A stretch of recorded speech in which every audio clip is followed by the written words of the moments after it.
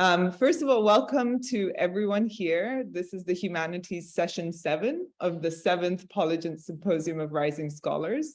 For those of you who don't know me, my name is Dulian and I'm head of mentoring here at Polygents, and I'm going to be moderating today's session. So the goal of the symposium is to really celebrate and showcase the hard work of all our Polygent scholars. We like to call them scholars because that is what they are after they complete a project. And all of them have really worked tirelessly over the past couple of months with their mentors to produce what they're going to be presenting today. Today, we actually have 4 students presenting on a variety of really interesting topics. And a fellow member of the Polygents team is here and will be scoring the students' presentations, which will then help us determine the prize winners after the symposium event. Please type your questions in the Q&A if you have any questions for the speaker. The way that we're going to be doing it is all speakers are going to be presenting, and then we'll open up the floor to Q&A. And without any further ado, let me introduce our speakers today. So our first speaker will be Neha Kondeti, followed by Mathylda Dulian, and then Anousha Sannat and Courtney Wong. And I can see that they're ready to go. So I will have Neha start us off. Thank you so much for that wonderful introduction. I'll just go ahead and share my screen.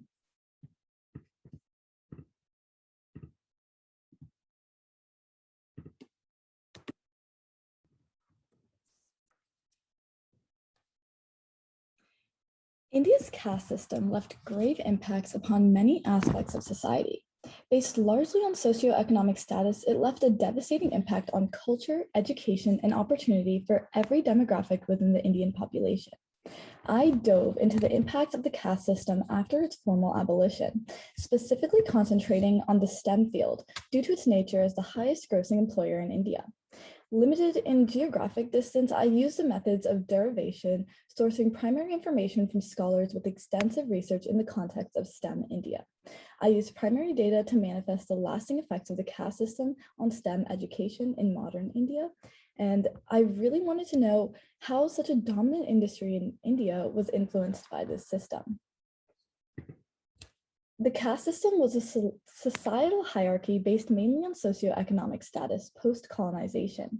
It was a class structure based on occupation and was further perpetuated through segregated employment opportunities. Despite the formal abolition in the 1950s, within Indian culture, people for decades longer were divided by socioeconomic status, income inequality between the gaps became increasingly deep, and the opportunities for growth for the lower caste subsequently dwindled in comparison. As these opportunities for lower castes became increasingly more limited, the students became further constrained when considering to pursue higher education. It was increasingly more difficult for these lower caste individuals to pursue this higher education because it was increasingly less affordable. As Sanglio Sun, researcher at the University of Madras, India, said in 2021, the STEM sector is the future driver of modern India. The STEM IT sector has been growing rapidly and has been playing a large role in India's socioeconomic growth, almost tripling export numbers in each of the past 5 years. STEM education affects the quality and quantity of students fulfilling and furthering the industry through innovation and job fulfillment. I saw insight regarding how such a critical sector of India has been affected by perhaps segregated educational opportunity from the caste system's trickling effects. While researching, I was doubtful that just one policy could effectively close this gap. The government in India has also taken note of the discriminatory culture that perpetuates a constraint on lower castes when opting to pursue higher education. They implemented reservation policies in efforts to promote the general right to equality. These reservation policies are meant to compensate for the withholdment of previous opportunities of advancement in society. Some may compare this to the United States affirmative action policies that have been put in place in efforts to assist racial minority groups. However, the Indian reservation policies are explicit in conveying that they are to help the disadvantaged segments of their population, previously deemed the untouchables, achieve admission into college. Their intentions are reasonable and clearly aim to combat the lack of opportunities perpetuated by the system. But have they been effective?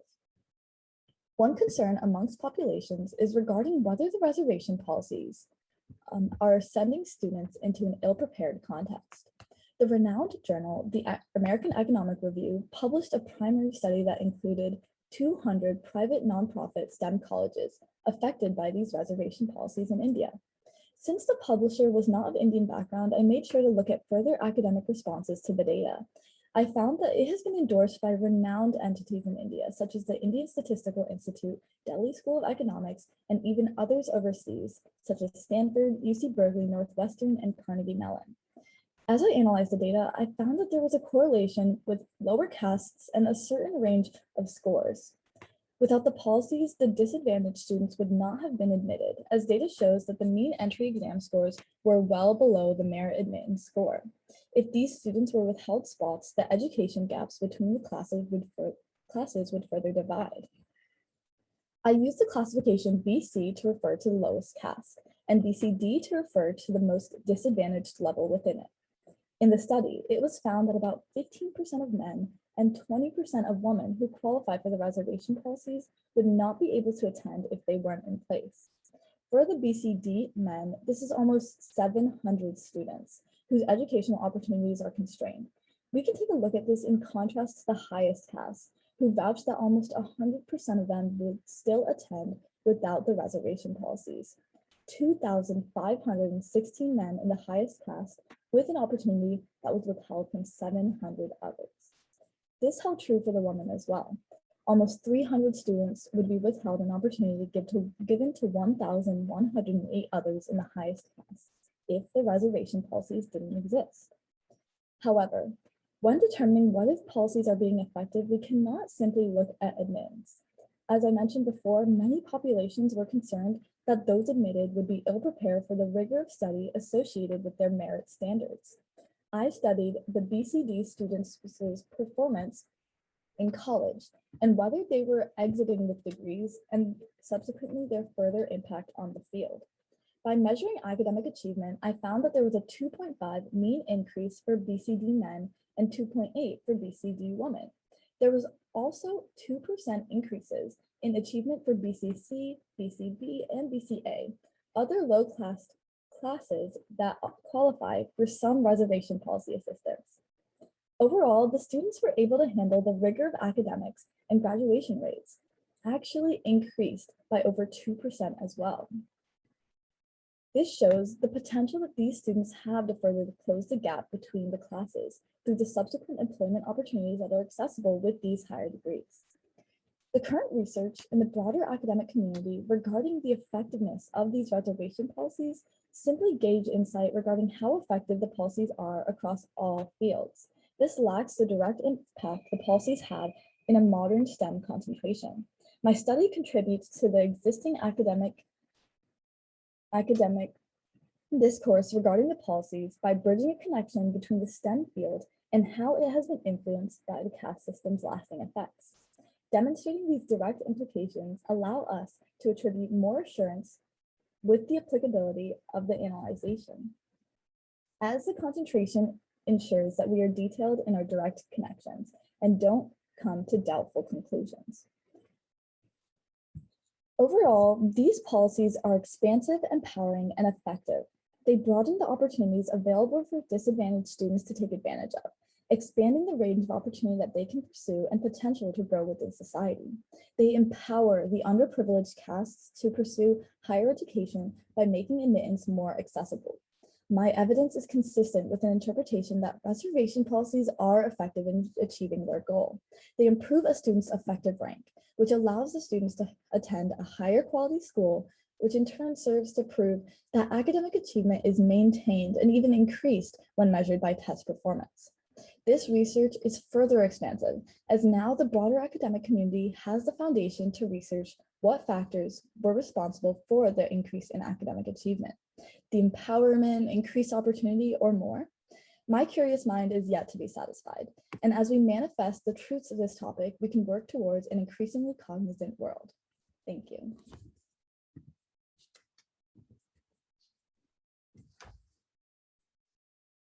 Thank you so much, Neha. Wow, what an interesting presentation. Loved it. and presented so well and so elegantly. So Neha says, any inquiries, we're going to save those until the end, but if you do have questions, you can start putting them in the Q&A section in the bottom. Next up is Mathylda. So Neha, if you can stop sharing your screen. Perfect. And Mathylda, you're up next. All right, let me just share my screen.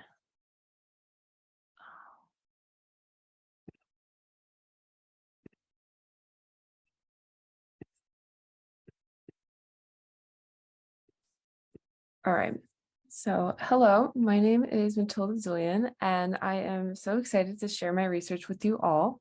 My presentation today will be about the struggles of LGBTQ+ youth worldwide and how society can work together to make the world a more accepting and positive place for all. My presentation today will be made up of 4 essential parts. First, a brief introduction and overview of the issue. Second, more about my research question and what I wanted to research. Subsequently, various data and information. And finally, snippets of interviews from 2 students in different countries, and a conclusion and takeaway. So the problem at hand is simple. LGBTQ+ youth are a target. Gay youth worldwide are still subjected to extreme bullying, discrimination, and violence simply because of their identities, leading to the development of various mental illnesses. The limits placed on students are administered not only by teachers, adults, and parents, but also by their peers. Gay teens are at 120% higher risk of homelessness than their straight counterparts, and as a result, gay teens are 3.5 times more likely to attempt suicide than their straight counterparts. My study aims to compare and bring awareness to the stark contrast between other communities and their effect on gay youth of the world through interviewing students in the United States and Poland, expressing personal stories and capturing the youth. I hope to achieve my goal. So to begin, my study compares my home country of the United States and the country of my nationality, Poland. Poland has been voted one of the worst places to live in the European Union, for gay individuals, while the US is generally tolerant and supportive of the LGBTQ+ community. Students can receive, for the United States, judging on support, students can receive support at school or from peers in the USA, with school being more open-minded. However, many students in Poland don't receive support and rely on outside organizations or the internet. For progressive education, the United States does not teach LGBTQ+ history in its courses, and in some states doesn't even allow any mention of sexualities. In Poland, educational officials have banned such talks as well and have little to no mention of LGBTQ+ at all. And finally, acceptance. While the US has many accepting people, many openly hate LGBTQ+ people and implement their beliefs on their children.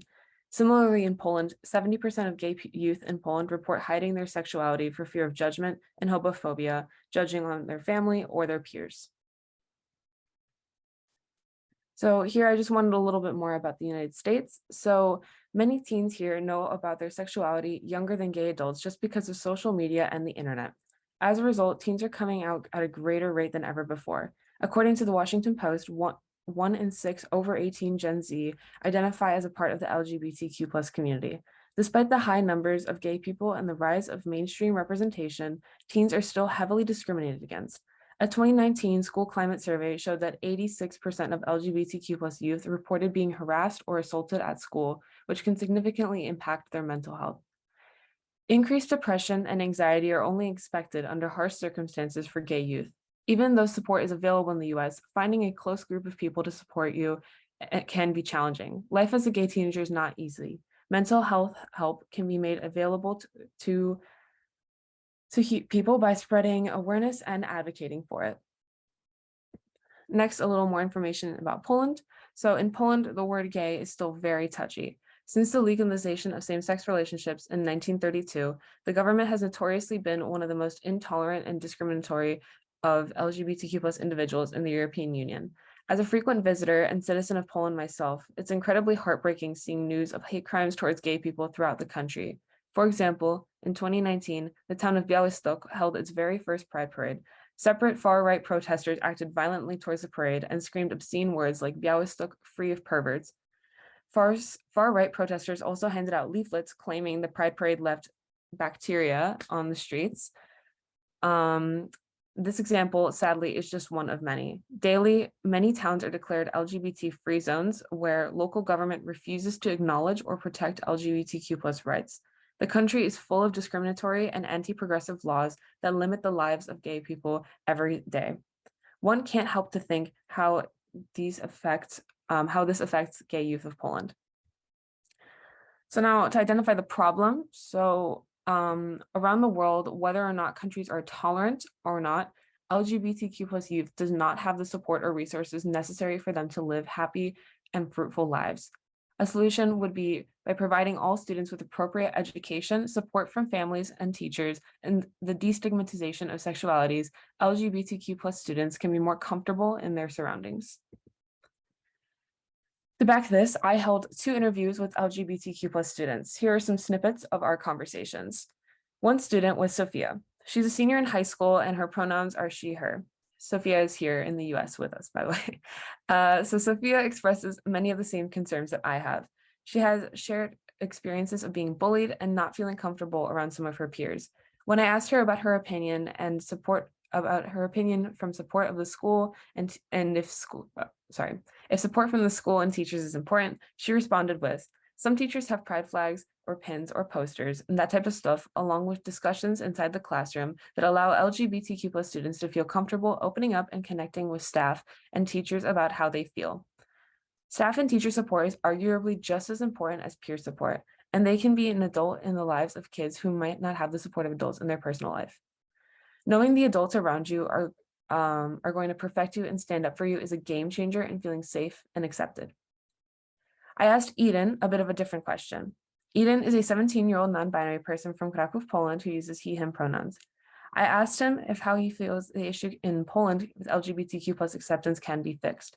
He responded with, I think greater openness to these topics would be very helpful. Homophobic people from school are homophobic mainly due to the fact that they have not had much exposure to minorities. It seems strange, almost alien to them. A good solution would simply be to be open and educative of everyone. In conclusion, the prioritization of mental health and acceptance for LGBTQ+ youth is essential in all countries for improving the quality of life and making our world a more diverse and accepting place. Humanity needs to learn to spread love and not hate towards everyone they meet. Thank you so much for listening to my presentation. And here I have some information about support for various teenagers from different countries and around the world.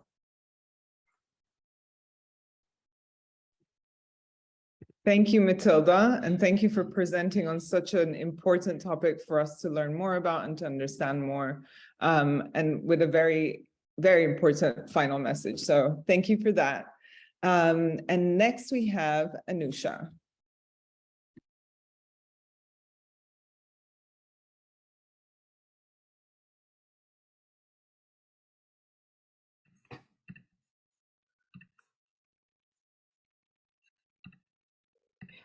Is it possible for me to share sound, or does that automatically happen? You can try. I can look and see how to help you do that. Can you get us started, or do you need sound from the beginning? I do need it from the beginning. I apologize. Okay. Well, let's see. Courtney, would you be ready to go? Yeah, for sure. Okay, great. So we'll have Courtney start us off, and then Anousha, I'll message you with how to start sound.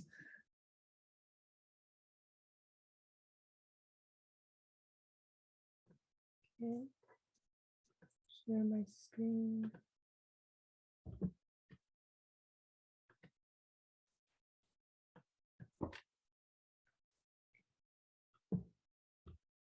So I'll be presenting on vocational training for adolescents with autism spectrum disorder, and I conducted a literature review. So this is what I'll be going through in my talk. And so what is ASD? ASD for short is autism spectrum disorder. And this is a neurodevelopmental disorder that is lifelong. And in order to be diagnosed with ASD, you must exhibit 2 difficulties in social communication and restricted and repetitive behaviors or sensory behaviors. And what is vocational training? So vocational training is specialized training of skills for individuals who are looking for a job that requires skills such as interviews. And here is a visual of what ASD is.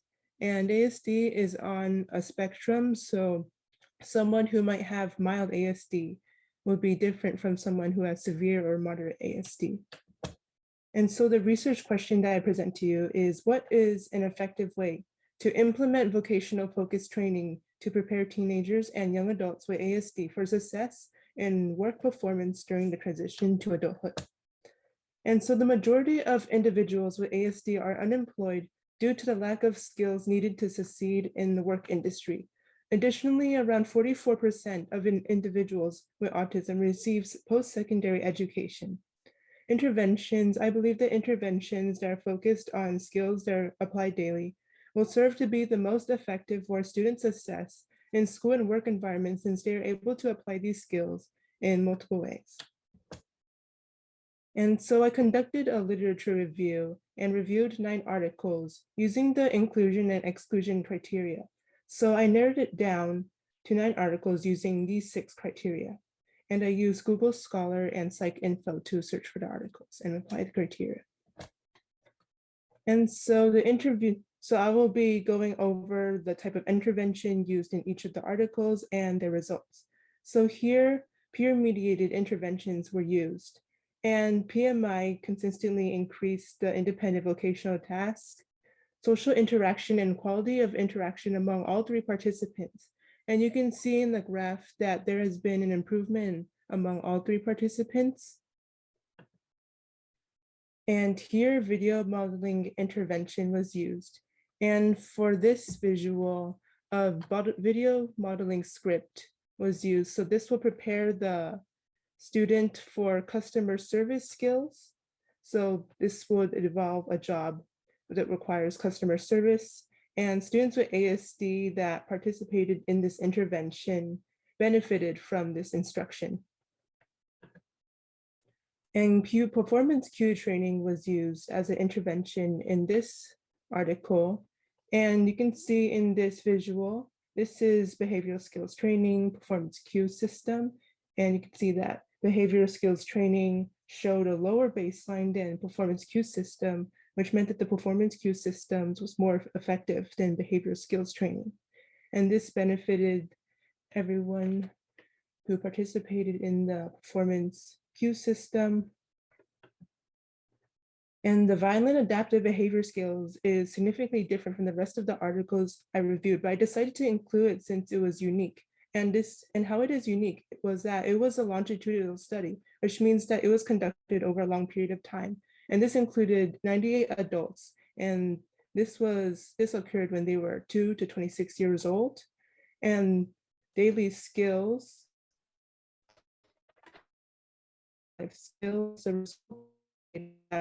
their trajectories increased with age before exiting the schools, and they peaked. But what was significant about these results that not only did they peak, but they began to decline after they exited school, which was very interesting since you usually only see an increase in the trajectory. And there was a connection between daily living skills and employment for individuals with ASD that can be explained in the trajectories in employment and education outcomes.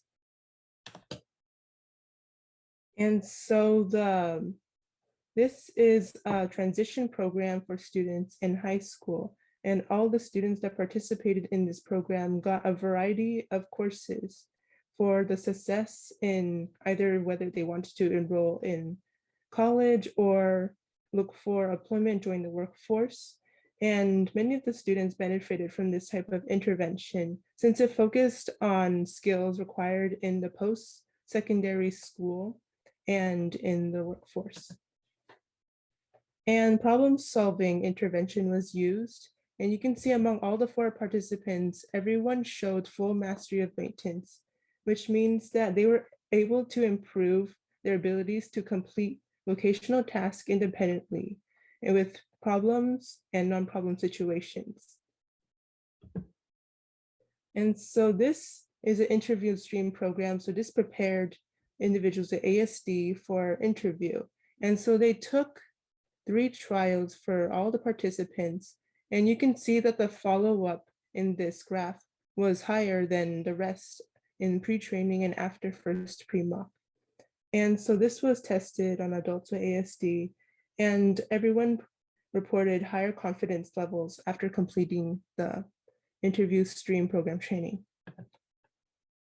And this intervention is the virtual reality job interview training. And so the participants there was a control group and there was a experimental group. And the experimental group showed a higher percentage of individuals who were able to complete an interview or received an offer for a job or volunteer or accepted a position for that job. And so the experimental group had a higher percentage, which means that the intervention was effective. And its intervention is the parent implemented work systems. And you can see in the baseline here that the data tends to be lower than the intervention. And what was important in the follow-up was that the participants maintained their consistency in this performance, which showed that the parent implemented work systems were able to push them to independently pursue these tasks, which would be very important in daily lives, post-secondary education, and in employment. And here are all the articles that I reviewed. I organized all the intervention types, and in the findings, all of the articles showed to be effective in improving some form of skills. And so what I hope to see in the future is what I noticed among reviewing these articles was that high function ASD was not mentioned, and on what side of the spectrum ASD was reviewed wasn't very clear in the articles, as they generally mentioned ASD. And so individuals with high function ASD are often overlooked as they are on the milder side of the spectrum, and it can be hard to get valid results from that, and therefore they're not considered in these studies. And researchers can use this information to include the wider spectrum of individuals. So they'll be able to have more effective and accurate results. And generally, while many participants with ASD are able to participate in studies related to vocational training, there are much more individuals with ASD that don't have access to these vocational training programs or interventions. So looking for ways for individuals with ASD all around the world to have access to these vocational training resources is essential. And if you have any questions, you can write it out in the question and answer. And thank you for listening to my presentation. Thank you, Courtney. Thank you so much, Courtney. Again, another topic that I'm learning a lot from and I think is so important for all of us to hear about. So thank you for doing such important research and also sharing it with us today. Hi, Anousha, are you ready? Hi there. I think so. Let's see if I can screen Anousha? share. Oh, can you hear me? Can you hear me? Yes. Yeah.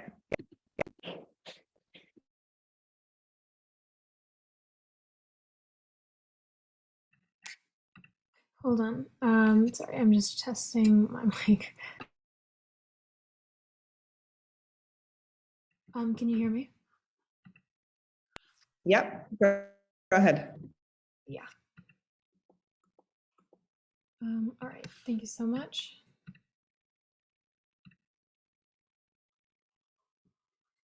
All right. Okay. Hi there, I'm Anousha Sannat, and I will be presenting the psychological use of music in film. So let's see if we can start with this.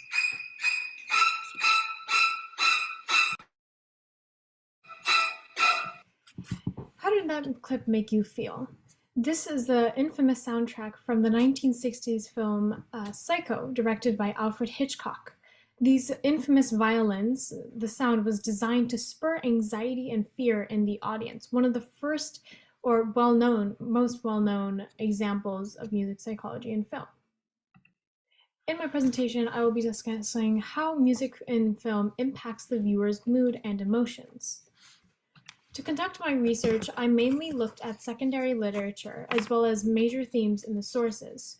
One of my most overarching themes was that strong emotions cued by varying musical features were cued by varying musical features, such as dynamics in the sound as well as the instrumentation used. My thesis statement in this will be, I argue that film music impacts the viewer's mood and therefore emotions by specifically adding music correlated to certain emotions. Now let's take a step back and look at the broader scope of music psychology. In daily use, you might listen to music a lot, possibly all the time. Studies have been shown that optimistic music in daily use can lead to a positive mood. Several studies have shown that listening directly to supposed happier music, including more cheery tones as well as brighter overtones, can lead to a positive mood and happier emotions. Along with this, commercials as well as ads in the media can impact viewers into buying their products. Happier sounds as well as cheerier overtones as shown in daily use gives the connotation of a positive feeling towards the product, which influences the viewer into buying. Coming back to film, filmography scores are created to evoke determined emotions in order to spur a more detailed response in the listener or the viewer.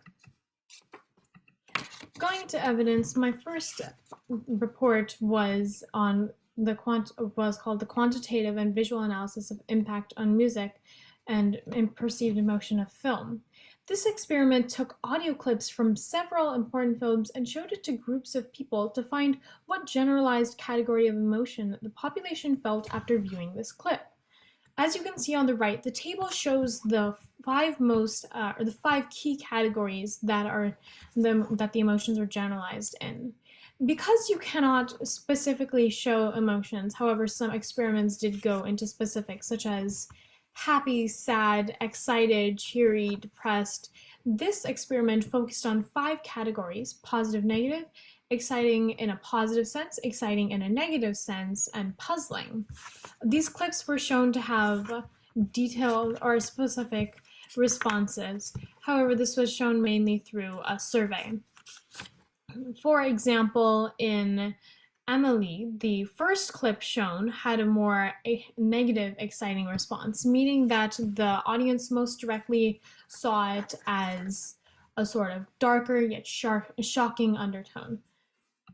My second piece of evidence was also based on the Psycho soundtrack, called How Do Filmmakers Manipulate Our Emotions with Music? This source focused on how this article is focused on how the score tapped into the unconscious due to the sound of high violin noises, aka the loud screeching noises. It causes feelings of anxiety due to the supposed evolutionary approach that this would be feelings or caused by sounds of distressed animals, or basically a warning of predators. On the other hand, the strong vibrations, especially picked up in theaters, is from infrasound, which is a frequency below, or which is the sound below frequency we can hear. This physical reaction, however, would contain heart palpitations, shivering, basically a sort of response almost similar to fight or flight. As we cannot hear this specifically, you can get a physical reaction from hearing the soundtrack. Now, moving on to alternative perspectives. While researching, I found that there were further research conducted focused on separate methodologies or reasons as to why film music impacted the viewer's emotions. Although answering the question of how they did, there were separate reasons and focuses as well as perspectives. The first evidence we'll be looking at is how soundtracks shape what we see. This was an experiment that focused directly on the visual cues in correlation to the audio cues. Similar to our first evidence, which also focused on viewing as well as listening, this one mainly had musical audios as well as scenes to see where the eye goes in correlation to the sound. Secondly, this evidence focused on a machine learning approach. Now, the first and second evidence were shown to groups of people, getting a direct response from how an audience would respond to certain clips and sounds. Yet this evidence focused on a supposed neural activity research.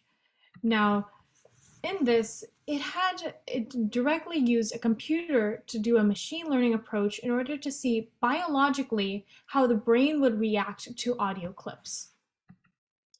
In conclusion, to answer my research question, film music has been shown to impact the viewer's mood and therefore impact emotions by specifically adding music correlated to certain emotions by variance as well as instrumentation. Further research this experiment can be taken with is through advancing musical therapy, which is a type of therapy that focuses on different sounds of music as well as creating music in order to help the patient either deal with trauma or previous disorders or continuing disorders. This can also help focus in media, where it can create targeted ads that are more directly proportional to what the viewer is looking for. Lastly, we can continue to improve film/television scores and create an even deeper response through music. Thank you for listening. Thank you, Anousha, and thank you to all our presenters. So now we can open up the floor to Q&A.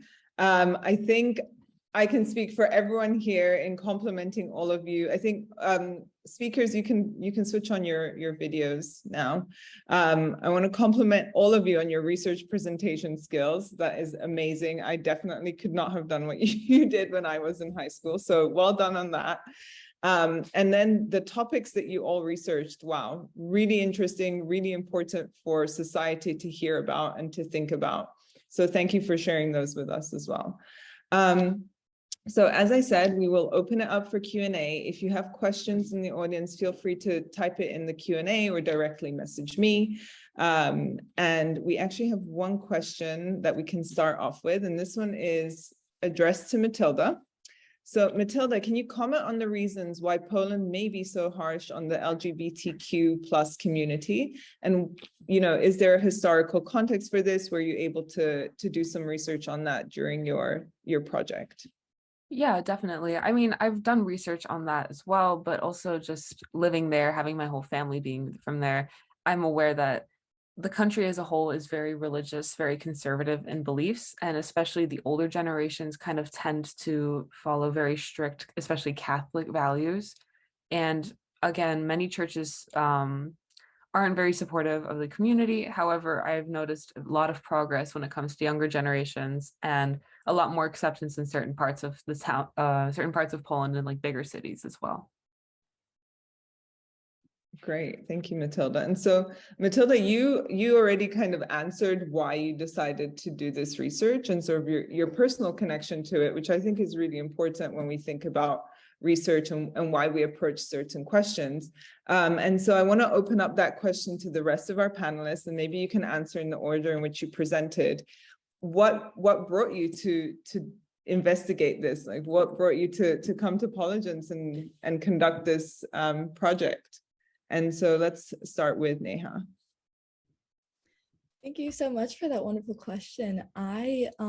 So mine is kind of similar. I am of, an Indian background. All of my family is in India. And what really drove me to focusing on education was that I've always had such a strong internal passion and value that holds up education as a driver in society. I feel like even when dealing with conflict, my immediate response is always, education instead of punishment, things like that. And so that's what really drove me to looking at education. And I focus on STEM specifically because it is such a major dominant industry in India.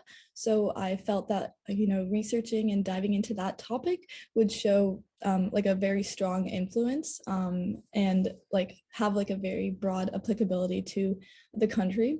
And the reason actually I chose to look into the caste system's impacts was because I was visiting family this past summer in California, and to my surprise, I found that there were even remnants of the caste system here in the US that, some people may have taken like into their beliefs as they've immigrated. And that like absolutely shocked me. And that really drove me to, inquire into where else the caste system has left lasting effects. If it's already traveled, overseas in places where we wouldn't expect it, then I was wondering what it would look like in STEM education as well. That's super interesting, especially this transcultural element, right? Before I ask the others the same question, Neha, we also have a question from the audience, and I think it's like a good follow-up, which is whether or not the reservation policies that you were studying apply only to untouchables, or are other castes also impacted? And if so, can you sort of venture a guess as to whether your results might apply to those groups as well? Yeah, absolutely. Wonderful question as well. In my study, I looked at not just the lowest caste of the untouchables, but different layers within the lowest caste, and then like higher ones as well. It's difficult because like studying this was difficult because it was formally abolished. So the Indian government has done well of trying to like diminish any like formal labeling of these groups. So that was a little difficult to study, but that's why I had to name them like with acronyms. And so within one of my data sets, there's like BCA, BCB, I mentioned all of those. So there are other caste groups affected by the reservation policies, but the extent to which they are assisted differs based on like how and quote unquote disadvantaged they seem, or how many opportunities for advancement in society were withheld from them historically. So other caste groups do get assistance, but it varies based on their like level within the hierarchy. Wow, so interesting. Thank you, Neha. And then Courtney, to you too, what sparked your interest in the research topic? And then I also have a follow-up for you, but let's start off with what made you decide to study such an important subject. So my siblings are diagnosed with ASD, and I've known them that they had ASD since they were young. So I've known what ASD was for a good part of my life. And so I didn't know about, I wasn't aware, and it didn't like the thought did not come to me when I was younger. But as I grew older, I got more involved with the ASD community. And it was harder for them to go to college and find jobs. And they were often just unemployed or unable to go through the interview process, as interview process required shaking hands. And I know that a lot of people with ASD don't like to make contact with others, and eye contact during interviews are very important. And I know a lot of people with ASD might find that uncomfortable. And so therefore vocational training would be introduced. And if they were to go into vocational training to prepare for the interview or prepare for college, then this would be, the vocational training would be beneficial for them, as they're able to develop the skill of making eye contact, talking, interacting with the hiring manager or employer during the interview, as well as in post-secondary education. Sometimes colleges also require interviews, or it's optional, but it's better to have the skills to be able to interact, as you are when you're in post-secondary education, you are introduced to a wider variety of other students and very diverse students too. So being able to interact in post-secondary environment is very important. Absolutely. Thank you, Courtney. And I think that really highlights how important research is and how important sharing it is, because the more people are aware of certain things, the more you can start adapting your societal norms to what you're learning from this research, right? And then as a follow-up, Courtney, the question that we have from the audience is, do you think the results of the interventions your work discussed will have lessened impact for already high-functioning folks with ASD? The person who's asking the question says, I was excited to see you mention this as an area in which your research might progress.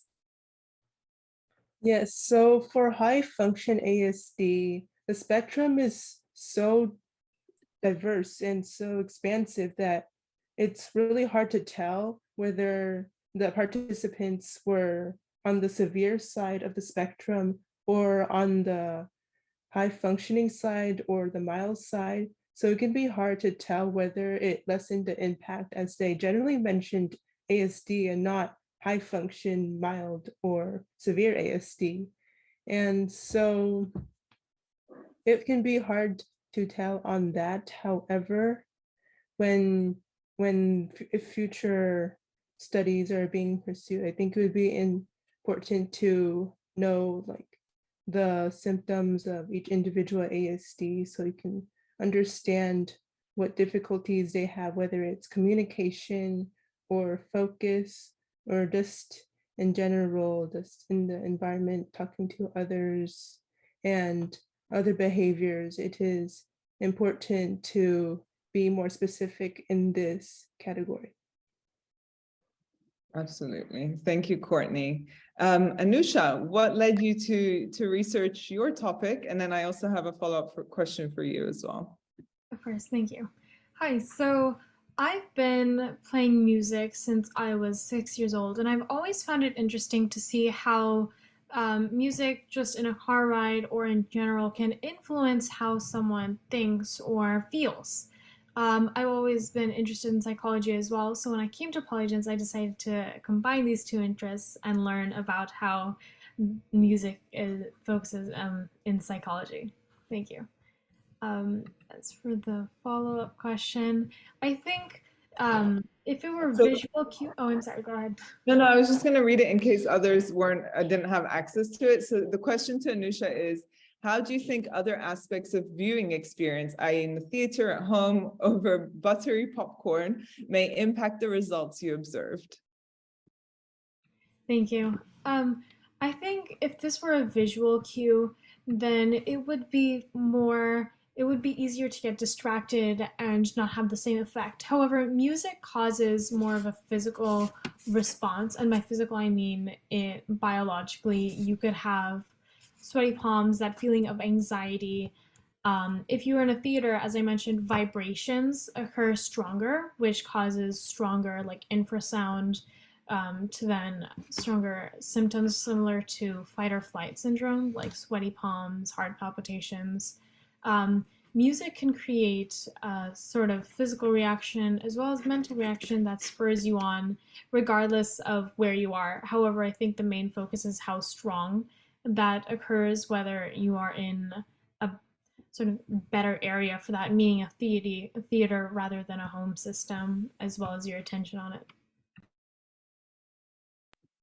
Super interesting. I'm always like amazed at how well you know the subject that you researched. I feel like even when you do a PhD thesis, you don't know things as well as you guys have shown us today. So we have a few minutes left, and I do have one more question for all of you.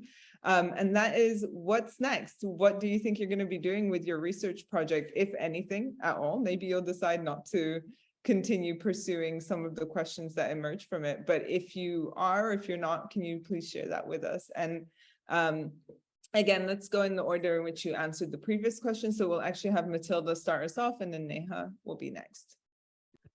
Yeah, so I, at the moment, I'm hoping to submit it to be published in October, I believe. There's a submission for a youth journal speaking about human rights issues and human rights activism. Also, potentially, you know, I've applied to the Scholastics Art and Writing competition before and won a few awards there, so maybe I might try again with this piece, and who knows what else we might try and do with that. Thanks, Mathylda. Neha? Thank you. So I touched on this a little when I was wrapping up my presentation, but I really feel like there's like so much more to dive into for this specific topic. The population of India is so large, and those who are doing STEM, I mean, like I mentioned, STEM is the dominant industry there, and not just like in India, but a lot of companies source STEM employees from India as well. So it really does affect the entire world. And what I feel is next for this topic is really, now that we've established that, you know, academic achievement is increasing for these lower caste groups, kind of finding what is responsible, or like what factors contribute to their growth, and whether that is like these policies, or whether it's like the sense of empowerment that students get from the policies, or maybe even just like the increased opportunities that they get with the access to higher education, like internships, connections, things like that. I think maybe diving into more, you know, what leads to the academic achievement, and not just, and building off of the foundation that it exists. Thank you, Neha. Courtney? Okay, so what I hope to pursue some further research in this category of ASD and vocational training. And what I hope to see is more of a larger representative sample of the ASD community, and not just mentioning ASD, but like what spectrum for ASD.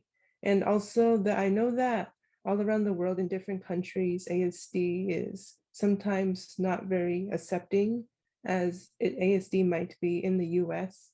So although it might be difficult, I'm also looking to see why they may not be more accepting of ASD, and what ways we can help others understand ASD and spread the awareness of the importance that ASD has on the lives of many individuals around the world. Thank you, Courtney. And Anousha? Hi, thank you. I think I'd like to look deeper into psychology, more so on the hidden influences that cause a reaction within you, including music. There are so many ways that you are influenced, impacted without you even knowing it, and I think it'd be really interesting to look further into that. Thank you. So we are at time, but I do want to thank you all again for such interesting presentations. What I love about them is the impact that they have on the greater society, right? And I think that's sort of like a key takeaway that we should learn from symposium and from research projects in general, which is research doesn't have to stay within the lab or within a library. It can be something that affects the social groups. I'm sorry. Yeah. And so thank you so much again for these brilliant presentations. I feel really honored to have been your moderator, and good luck with all future endeavors. If you want to, you know, start another project at Polygence, that could be one option, but I think that there's so much out there for you to explore. So thank you so much, and thank you for joining us. And please join us now for our keynote speaker, Professor Michael Pewitt, who was actually on my dissertation committee, and I can guarantee that he will have some great tips for all of you. Bye, everyone. Thank you so much. Thank you.